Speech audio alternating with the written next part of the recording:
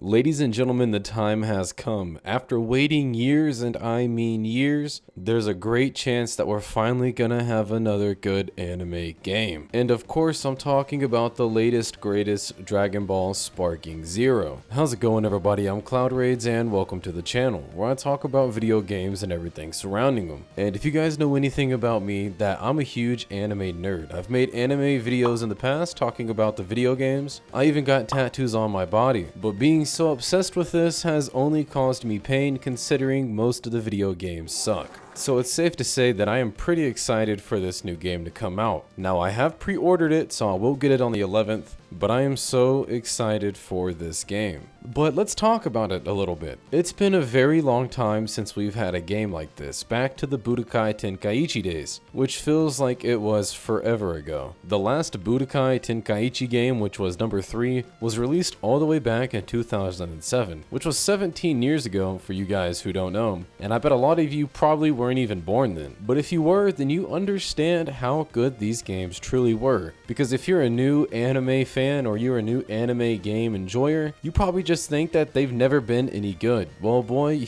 you would be wrong. So Sparking Zero is the Budokai Tenkaichi 4, just with a different name. So people are hyped up for this game. This series hasn't really had a miss so far. What makes these games so good is how in-depth the roster is. You can play literally almost everybody from the Dragon Ball universe. And the way they make it seem is that it's going to be so dynamic, which I am really hopeful for, because nowadays I don't have any faith for new games. I rarely ever pre-order anything, considering how bad the market is. This could really fill the big anime hole game in my heart. And I've played a lot of anime games hoping to find a good one, from the Demon Slayer games to the JoJo's games. I'm even the biggest Tokyo Ghoul fan, and that game was pretty hot, steamy ass. But that being said, I'm still not completely 110% sure this game is going to be great. I hope it will be great, but there's definitely some things that can ruin this game for me. The things that could make this game great are obviously the depth of the characters, the amount of people that we will have on the roster, the dynamicness of each character, and it's weird I have to say it, but hopefully the servers are good too, because these games are known to have some pretty weird servers, as in really bad lag, crashes, and a whole bunch of other stuff. So really, I just hope the gameplay is smooth. The servers were a really bad problem in the JoJo's fighting game, which was really disappointing because that had so much potential, and I love JoJo's myself personally, but the lag and the clunkiness was just so unbearable. I had to refund the game, I just didn't want it anymore. But now let's talk a little bit more about what could really ruin this game for me. Something that could really put me off. The biggest thing for me would have to be the microtransactions. For some reason, these anime games are notorious for doing this. And what I mean by that exactly is you will pay for the game 60 bucks if that's what it is. A lot of times that's what it is. And you won't be able to get all of the characters. You will have to pay for packs to unlock the characters. Now, don't get me wrong. I don't expect to have all the characters up front. Make me work for them. I'm all down for that. Give me something to grind for, as long as I can get them for free. As you'll see with a lot of the other fighter games like Demon Slayer or even the JoJo's games, you will have to pay extra to get certain characters. And a lot of the times these DLC characters are just busted outright. So you'll be fighting against these people who have these dumb characters while you're just stuck with the base characters, after you've already spent 60 bucks, 40 bucks, whatever it is on the game. Which is even worse. I would rather have to pay just to get cosmetics compared to having to buy a whole character. Like, imagine you load up Call of Duty and you want to play the game and you want to use a certain weapon. Well, you can't, because you have to pay for that weapon on top of the game, which for Call of Duty, that doesn't even sound crazy, but just imagine. That just doesn't make sense anymore. I would go to call that pay to win. I don't want no pay to win or pay to have an advantage, any type of that in the game. I don't want that in any game that I play. I hope they don't do this with this game, but seeing how devs are nowadays, I wouldn't be too surprised if it was. Another thing that would completely turn me off of this game would obviously be if the servers were just terrible. Now, the first day or two, I understand it's probably gonna have a lot of people, the game might crash,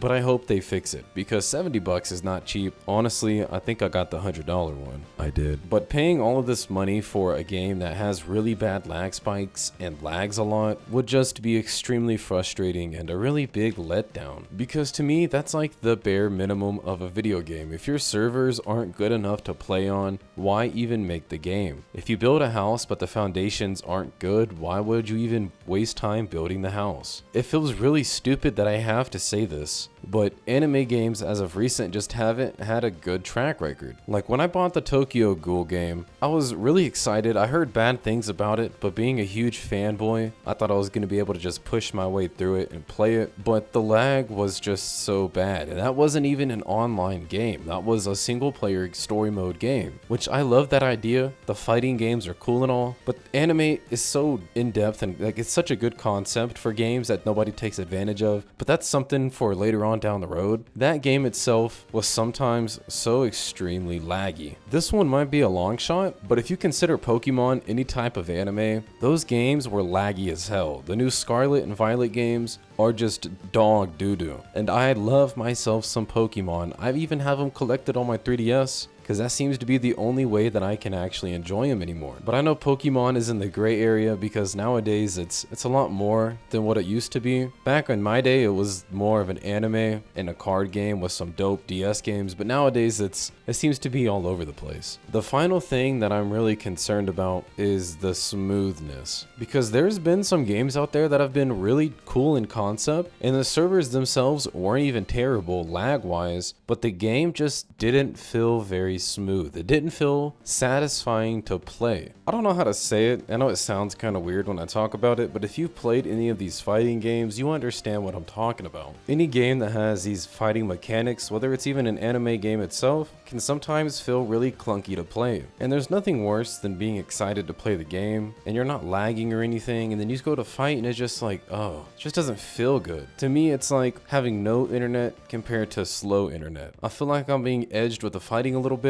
and it's just no good. It's no bueno. But I think that if Dragon Ball Sparking Zero can really get these down, they can have no microtransactions, have some decent servers so you're not getting kicked out of the games and you're not lagging a lot, and the gameplay feels smooth, then I really believe that we're gonna have a good game on our hands. I'm more afraid about the microtransactions and the pay to win prospect more than I am about anything else, just because I see it so much in all of these other games. With all that being said, I still do have a lot of hope for this game. I have a lot of faith too, just because the other Budokai Tenkaichi games were so good. So they do have a good track record when it comes to making these games, but all the other recent titles have really made me second guess almost every game that comes out. Now the gameplay for Sparking Zero looks absolutely fucking awesome. It looks so cool and it looks so dope. So visually they got it down pat. I love the way it looks, and I'm really hoping that I love the way it plays. I'll let you guys know if it's any good or not, so stick around, because I'll give you my full and truthful, honest opinion. I don't like covering for these big companies, especially when they're taking people's money. 70 bucks is definitely not cheap, and that's just if you got the base game. But if it's good, you best believe I'll let you know. But alright guys, I'm CloudRaids and this is my channel. And the video you just watched, well, I guess that means it's my video too. If you guys enjoyed it, make sure you leave a like, maybe subscribe. If not, I get it, I understand. Let me know what you guys think about these new games coming out. Let me know how you feel about Sparking Zero coming out, because I have a lot of hope for the game. I got a lot of faith, and I hope I don't get disappointed. But I love you guys. Y'all have a great day, maybe a great night. I don't know what time it is there, but I love you. Mwah.